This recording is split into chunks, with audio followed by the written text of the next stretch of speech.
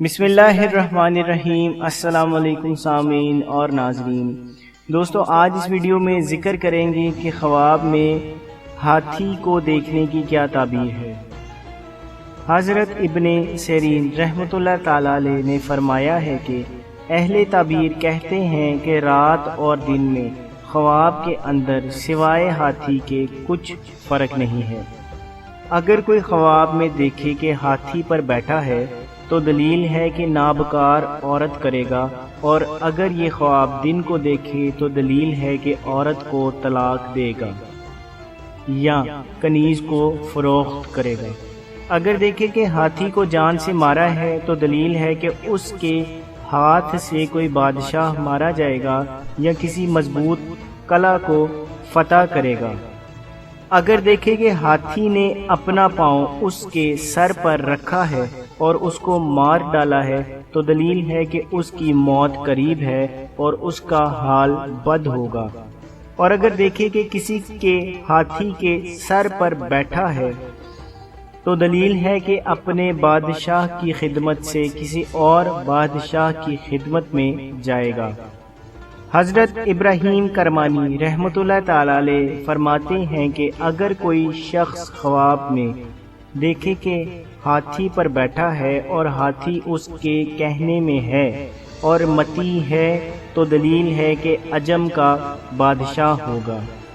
اور اگر کوئی خواب میں دیکھے کہ ہاتھی کا گوشت کھاتا ہے تو دلیل ہے کہ اسی قدر عجم کے بادشاہ سے مال و نعمت پائے گا۔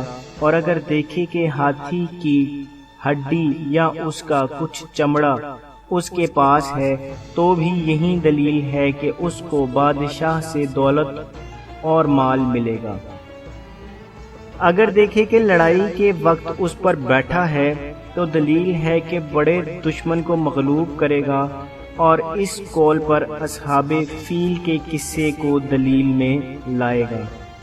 اگر کوئی شخص خواب میں دیکھے کہ ہاتھی کی پشت سے گرا ہے تو دلیل ہے کہ سخت بلا میں گرفتار ہوگا، اور اگر دیکھے کہ لڑائی میں ہاتھی سے گرا اور مر گیا ہے تو دلیل ہے کہ اس ملک کا بادشاہ مرے گا۔ حضرت جابر مغربی رحمۃ اللہ تعالی علیہ نے فرمایا ہے کہ اگر کوئی شخص دیکھے کہ تماشے کے لیے ہاتھی پر بیٹھا ہے اور وہ ہاتھی اس پر قادر ہے تو دلیل ہے کہ اجمی عورت سے نکاح کرے گا اور اس کے بس میں ہوگا۔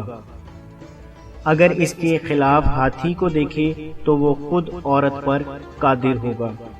اگر دیکھے کہ ہاتھی پر ہتھیار لگے ہیں اور اس کو شہر بشہر لیے پھرتا ہے تو دلیل ہے کہ اس ملک کی سلطنت پر کسی اور سلطنت کا بادشاہ گرے گا یہاں تک کہ اس کو ہلاک کرے گا۔ حضرت جعفر صادق علیہ السلام نے فرمایا ہے کہ خواب میں ہاتھی کا دیکھنا 6 وجہ پر ہے۔ اول، عجم کا بادشاہ۔ دوم، مرد غلام۔ سوم، مرد مکار۔ چہارم، مرد بقوت اور باروب۔ پنجم، حاسد مرد۔ اور ششم، ظالم خون خوار۔ جزاک اللہ۔